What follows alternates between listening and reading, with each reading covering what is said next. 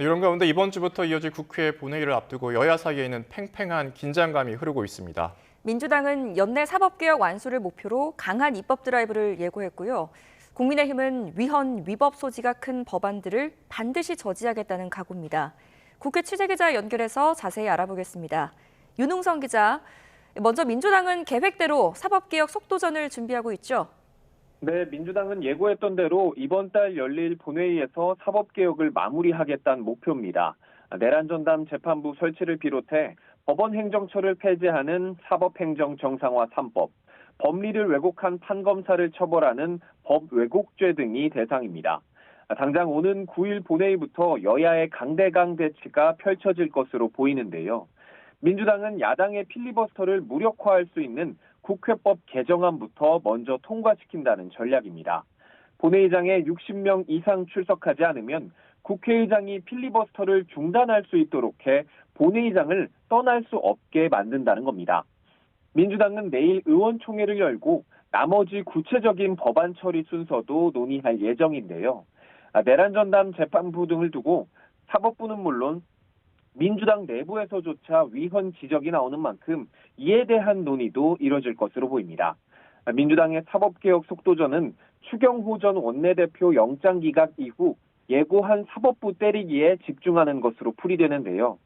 거기에 한 달 남짓 남은 윤석열 전 대통령의 1심 구속기한 만료를 앞두고 사법부에 대한 압박의 의도도 엿보입니다.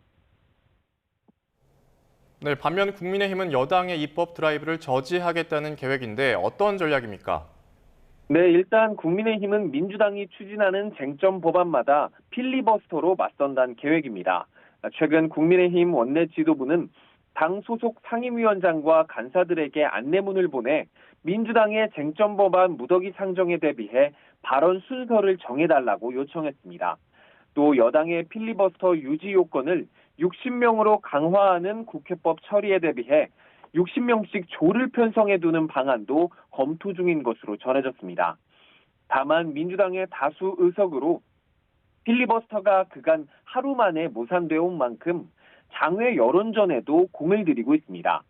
국민의힘은 내일 국민고발회 형식으로 의원총회를 열고 민주당의 사법개혁 법안 등에 대한 위헌 위법성을 지적한다는 계획입니다.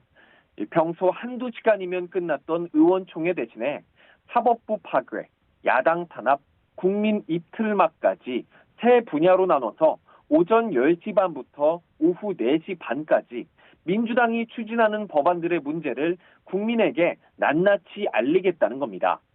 국민의힘은 일찌감치 사법개혁 법안 등에 대한 위헌 법률 심판 청구도 엄포를 놓은 상황인데요.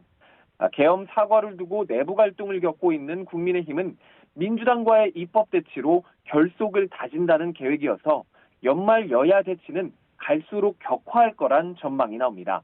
지금까지 국회에서 전해드렸습니다.